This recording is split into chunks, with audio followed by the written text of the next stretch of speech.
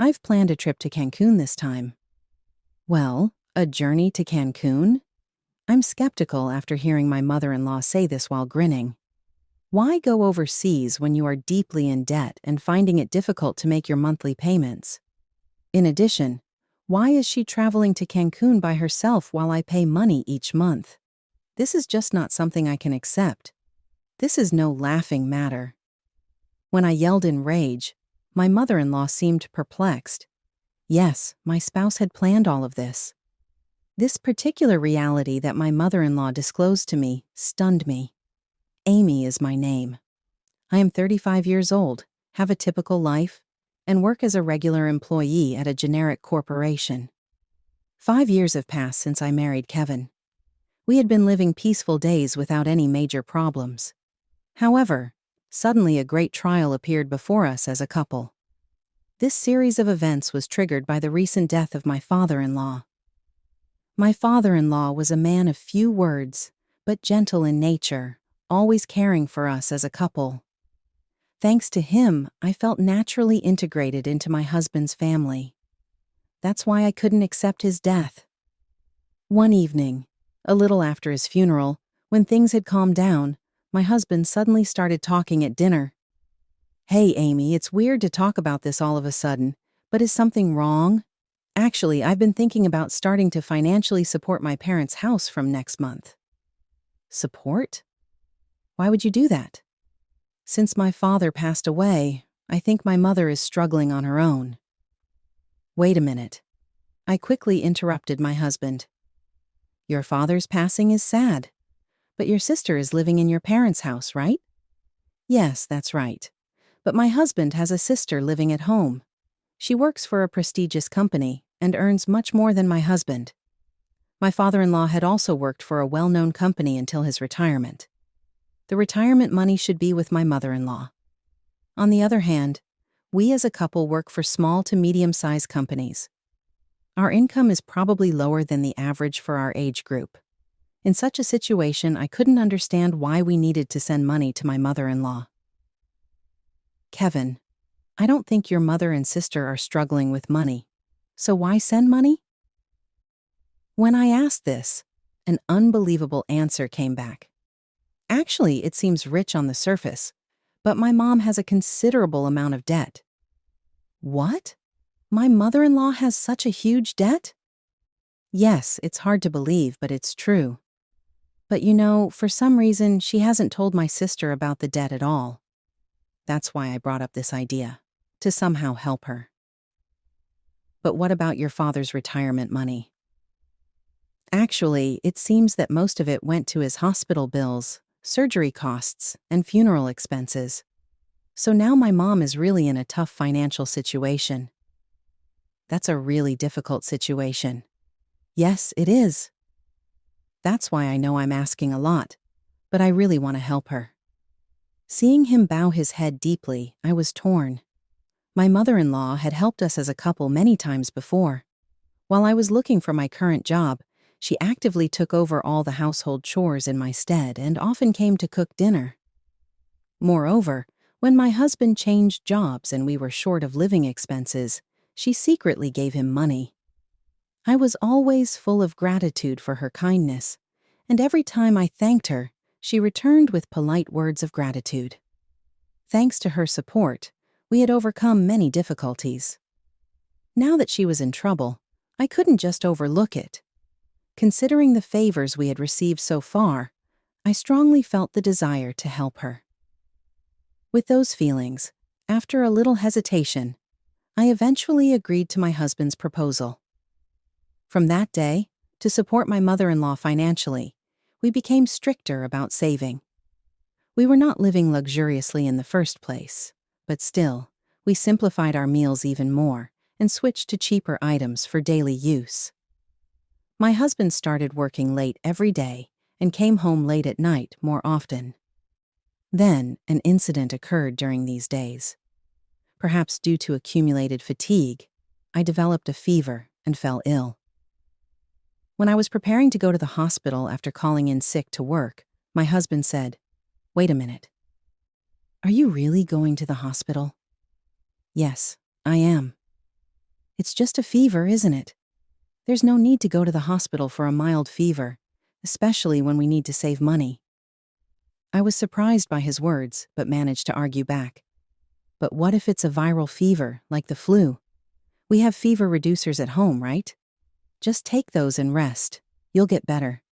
Going to the hospital is a waste of money. That's not true. Listen to me. No matter what, don't go to the hospital. We're saving money, remember? After hearing those words, I had no choice but to rest at home and ended up being bedridden for 3 days. Since then, my distress towards my husband gradually began to increase. Months later, to check on my mother-in-law's well-being, we visited my husband's parents' house. As I stepped into the living room, clothes and travel bags were scattered everywhere. Were you in the middle of sorting something out? I asked, and my mother-in-law replied with a beaming smile. Oh, actually, I'm going to Cancun this time. A trip to Cancun? Yes, that's right. Sarah said she would come with me. Amy, how about you? Do you want to come along? Really? I was surprised. My sister-in-law, Sarah, next to me, started clapping her hands with joy, saying, That's a great idea. Wait, what is this? We've been sending them money, and they're happily planning a trip to Cancun? This can't be happening. Without noticing my speechlessness, my mother-in-law and sister-in-law continued to excitedly talk about the Cancun trip. I'm so excited, it's my first time in Cancun, my mother-in-law said. And it's surprisingly affordable this time of year, Sarah added. Exactly. Amy, don't worry. If you can come with us, we'll cover the travel expenses, my mother-in-law continued. Really? We've been so grateful to you ever since you got married, added Sarah, unaware of my feelings. They were engrossed in their conversation. Finally, reaching my limit, I confronted my smiling mother-in-law and sister-in-law, who were inviting me to the trip. Stop joking. A trip abroad? What are you really thinking? I raised my voice. Startled by my sudden reproach, my mother-in-law and sister-in-law froze with their mouths open. Even though they were shaken, they tried to calm me down. Amy, what's wrong? Did we say something odd? Maybe you don't like traveling? Did we invite you too forcefully? It's not about that. How can you even think of inviting me on a trip? Do you understand our situation? Amy, calm down. What caused you to be so angry? Really, if you have the means to go on a trip? I'd rather you pay off your debts first. What debts? I let all my feelings out towards them. We can hardly save money, and even when I'm sick, we can't afford to go to the hospital. Yet, we prioritize sending you money. And yet, how can you calmly plan a trip abroad? Please consider our situation a little. After pouring out all my emotions, I noticed tears streaming down my cheeks. Whether it was anger, sadness, or both, I wasn't sure. However, I was certain that the frugal lifestyle, until now, had been more painful than I thought. While crying, I collapsed on the spot. Seeing this, my husband rushed over in surprise. Hey, you! What are you saying to my mom? But that's enough. We're going home. Kevin tried to pull me up forcefully. At that moment, my mother-in-law spoke up quietly. Wait a minute. What debts are you talking about? What? But didn't you have a huge debt? Surprised by my response, my mother-in-law's expression changed. There's no such thing. There's still my husband's pension and inheritance left, and I wouldn't be able to go on an overseas trip if I had debts. But in that instant, I realized the full picture of the situation. Anger welled up inside me. The reason why my husband's income didn't increase despite his daily overtime, why I was the only one getting thinner and sick despite the strict savings, and why my usually polite mother-in-law never thanked us for the money we sent. Then I faced a shocking truth. The need for sending money, as my husband had been saying, was actually a fabrication. There was never a need to send them money. I could have gone to the doctor immediately when I got sick. I would have realized it if I had thought about it a bit more. Realizing this made the pointlessness of our past frugal life evident. But in our financially tight life, it had been hard to make a calm judgment. My mother-in-law and sister-in-law on the scene seemed to realize the truth behind my husband's words. They looked at Kevin with a doubtful gaze. "Kevin, what's the meaning of this? Amy says she was sending money because you had debts. What's all this about?" Kevin was clearly looking for an excuse. "No, it's different. Actually, ... How is it different? Explain it clearly. Make us understand. Talk properly." Well, I could see that he was still trying to control the situation. My love for him had completely faded. I confronted my confused husband directly. "What's all this about? There were no debts for your mother or sister. Where did all the money I gave you every month go?" He began to mumble his words. "Well, don't lie now. Tell me everything. The truth." He revealed something I found hard to accept.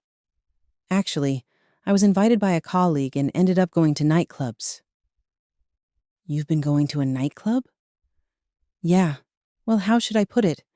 I just got carried away without realizing it. I can't believe it. Going to such places when it hasn't been long since your father passed away, and that was around the time you started talking about sending money?" "I'm sorry, really, really sorry. I just went there for a bit of a change of pace. I didn't think it was a big deal." Such an excuse can't be accepted. How can you behave so irresponsibly?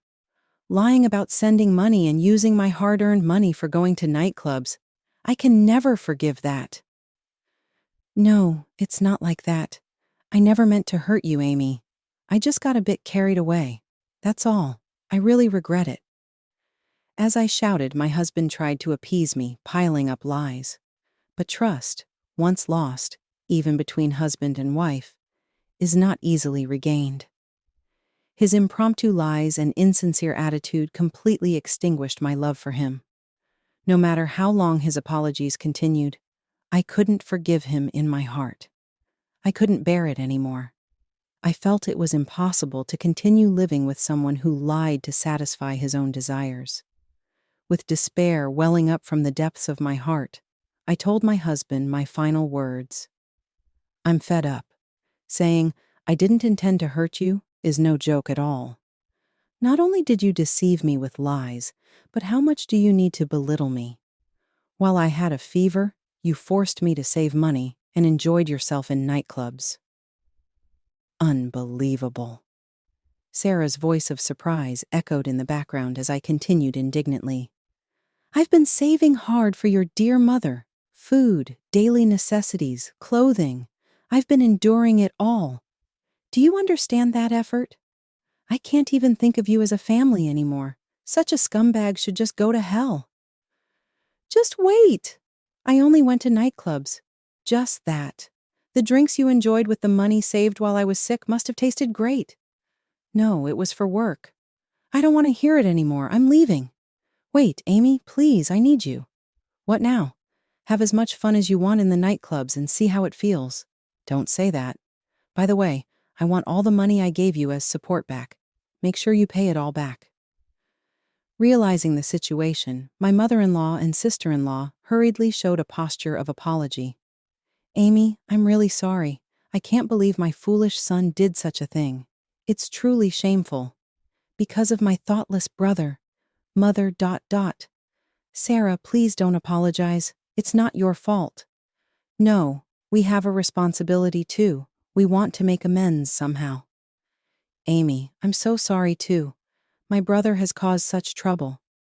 Don't worry about it, but I've decided to divorce. I'm truly grateful to both of you, but please let me say goodbye." They nodded while shedding tears. "Mother, Sarah, thank you for everything until now." At that moment, my husband called out to me with a painful voice. He knelt on the spot and continued to make excuses. "Amy, please forgive me. I really regret what I've done until now." Before I could react, Sarah moved first and slapped my husband across the face. As he stood there stunned with a swollen cheek, Sarah looked down at him and said, "I can't believe you would do something so terrible. How much more did you need to torment Amy?" Sarah, lying to Amy to take the money meant for supporting the family, not allowing her to go to the hospital, and on top of that, spending that money at nightclubs? How can you be so heartless? I'm ashamed to be your sister. Wait, just hear me out. What's the point now? The fact that you've been forcing Amy to save and suffer for these past few months is true, isn't it? Mom and I will never forgive you, never associate with us again. Do you understand? Don't ever show your face to us again. My sister-in-law, holding back tears, possibly dragged my husband out and threw him outside. She locked the door and cut off all communication with my husband. No matter how much he pleaded at the entrance, the door was not opened. "Amy, I'm really sorry. There's not much I can say now, but forget about that man and find happiness."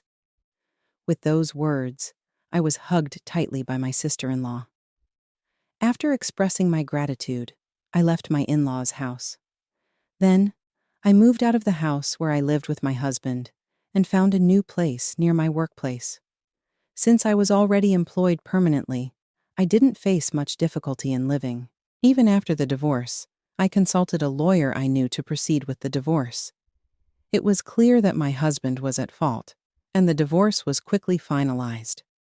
I claimed the money he fraudulently took from me as support and the resulting compensation. I made sure to collect the maximum amount. He ended up having to pay the compensation in a lump sum and is now living days incomparably harder than before. I hear he is consumed with endless overtime and working through the night. Naturally, he no longer has time to frequent the nightclubs he used to enjoy. Now he's just an existence who works.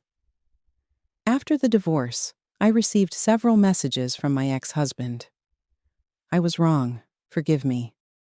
I'm not going to nightclubs anymore. I don't want to get back together.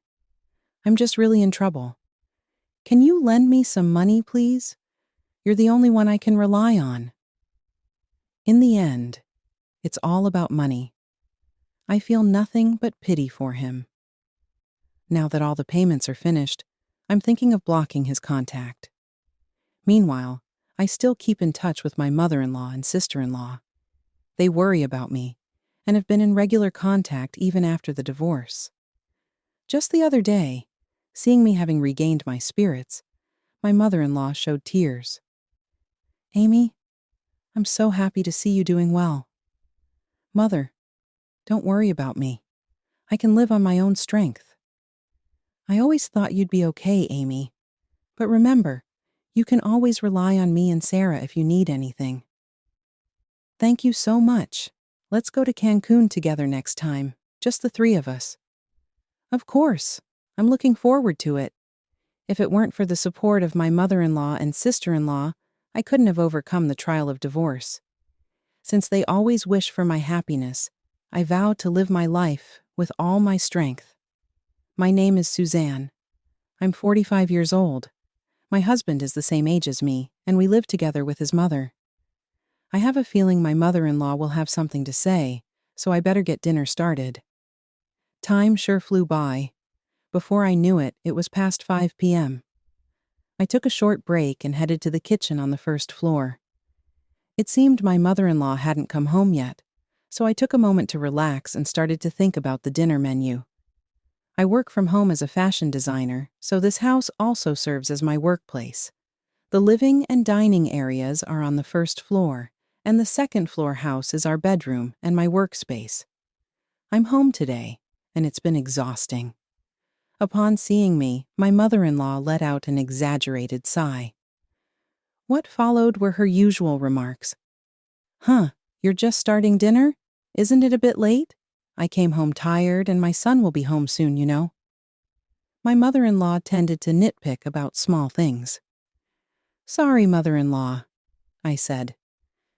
Well, she is enjoying her retirement, but I'm still working. I wish she'd understand that sometimes. Nonetheless, I tried to change the topic by asking, "Mother-in-law, where did you go today?" "I met up with some neighbors. Apparently, they're going to attend an event at the senior citizens' home, but honestly, chatting with other elderly folks can be tiring." "I see. That must have been a bit tough," I replied with a smile. I was saying to myself inwardly, "You're elderly yourself, aren't you? If you'd like to do something nice, maybe you can get me something sweet. How about getting a bun from the next door shop?" My mother-in-law always prioritized her own feelings. She often tried to get me to do things her way.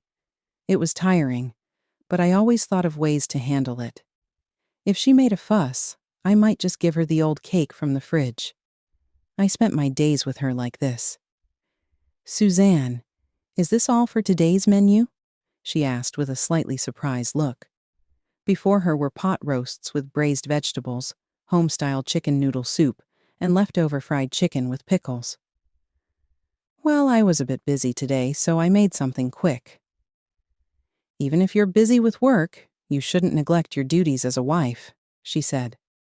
Next to me, my husband said, "Yeah, but this looks good enough to me." He said that happily and began to eat my cooking. There was a subtle tension at the dinner table. When I was a newlywed, I was always on edge, but I lived each day to the fullest. I'd get up early, stay up late, cook, sew, and arrange flowers. I cherished each of these hobbies. As she reminisced, I was reminded of her era. Indeed, her sewing skills and hobbies like flower arrangements were truly impressive. People around often said, "Suzanne's mother-in-law is really graceful." But they didn't know how demanding she could be at home. I've lived with her for over 20 years. When we first started our married life, my husband and I enjoyed our time together. But one day my mother-in-law suddenly came to live with us. Her marriage wasn't going well, and she had a fallout with my father-in-law. He had a stern demeanor, and she seemed scared of him. According to my husband, his father was sometimes very hard on her, and sadly, even raised his hand against her. Well, he was doted on as their son, and his mother was treated poorly. Then, when my father-in-law suddenly declared he was remarrying, she had to leave with nothing. Nearing 50, she seemed lost, with nowhere to go.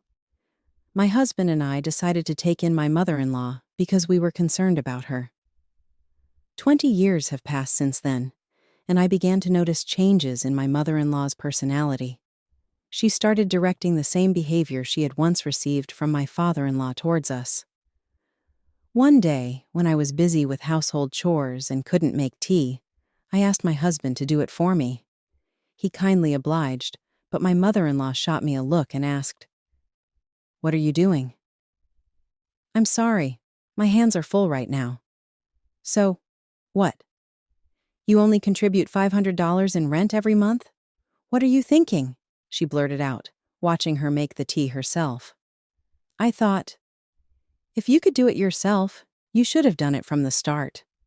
Living together like this made me realize how challenging it truly was.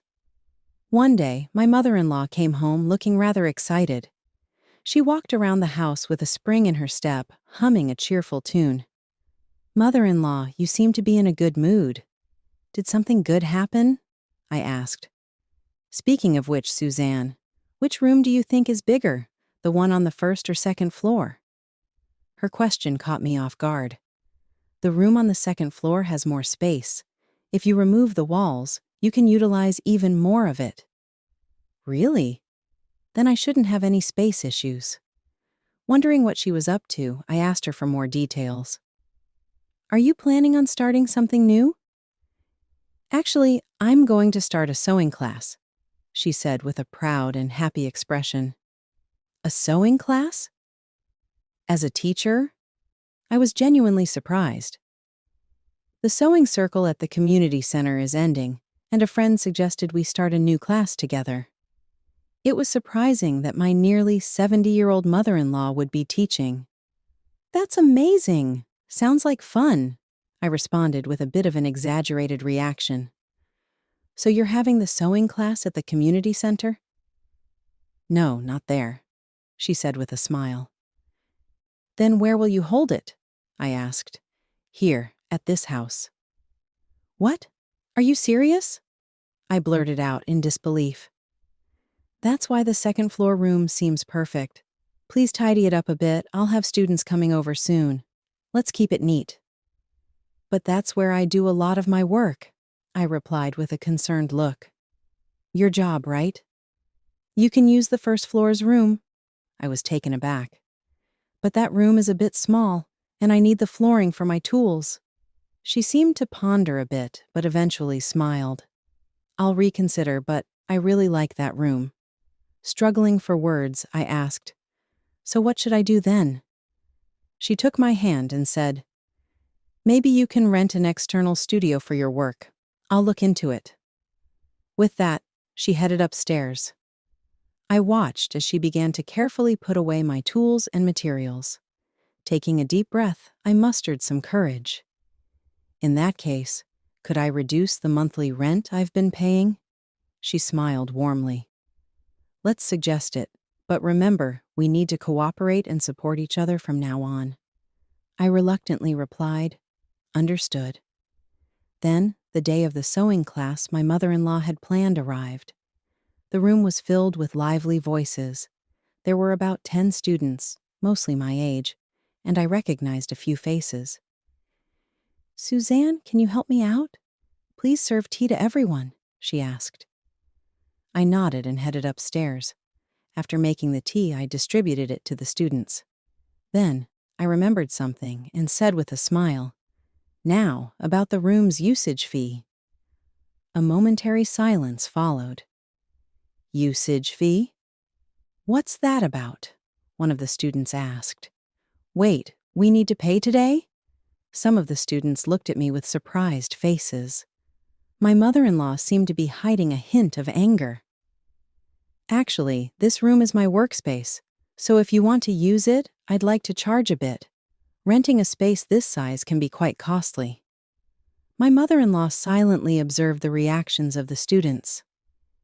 It amounts to over $22,000 a month, so if we split it among everyone here today, it's about $100 per person. Is that something everyone can agree with? I waited for a response with a smile. Wait, you can't be serious about this, can you? One student said. There was confusion on my mother-in-law's face. Yes, we will actually need to collect usage fees, but not from the participants today. We will also need to cover utilities and property taxes, I continued in a gentle tone. My mother-in-law's expression softened. All right, I understand. But Suzanne, the utilities and such, I need some time to think about that. Well, if you use this room, it's only fair, I responded with a smile.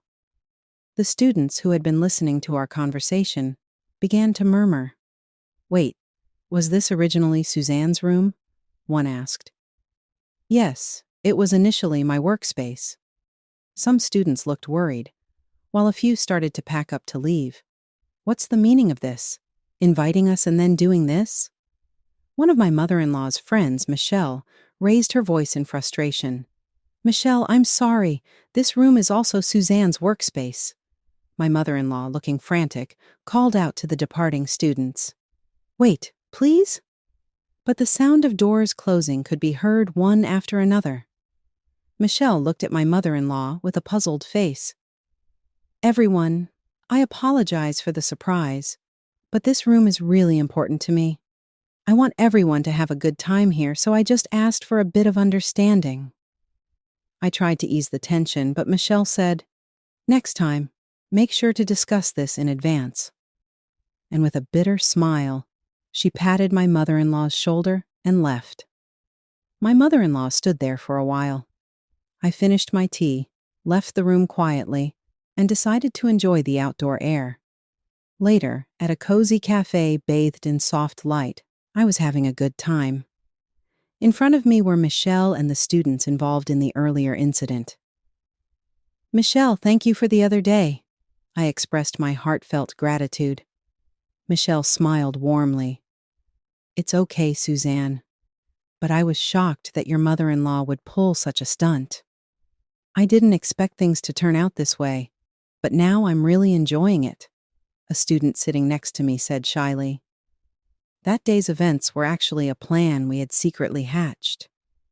The truth is, Michelle is the mother-in-law of my friend, and we've always been close. She always sees right through me when I'm in trouble. That's why, with Michelle's help, we decided to execute a certain plan. One of the students, who was the only one unaware of the situation, exclaimed, "Wait, all that was planned?" I said with hopeful anticipation, "Well, I might have spiced things up a bit, but hopefully this will get my mother-in-law to be more considerate." "Susie, you've really surprised me by coming up with something this entertaining," Michelle said with a bright smile. The atmosphere in the cafe was warm and friendly. Michelle was quite interested in my future plans. "So, Michelle, what are you planning to do about the sewing class?" I asked. "For now, I'm planning to hold it at a different location." "I see. I can introduce you to a place I know. They're very reliable." "That's so kind of you, Suzanne. You're always so dependable." Michelle's words filled my heart with joy. After this incident, I felt our bond had deepened even more. As I sipped my fragrant tea, confident in this, I thought of all the changes in my life. When I got home, I noticed my mother-in-law seemed a bit different. "Suzanne, this is unbelievable. You embarrassed me in front of so many people. You need to apologize to everyone right now."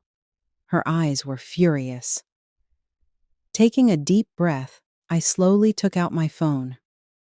"Sorry, I'm on the phone right now," I said, showing her the name Michelle on the screen. Her astonished face was unforgettable. "Huh? Why are you talking to Michelle?" When my surprised mother-in-law reached for my phone, my husband's voice came from the speaker.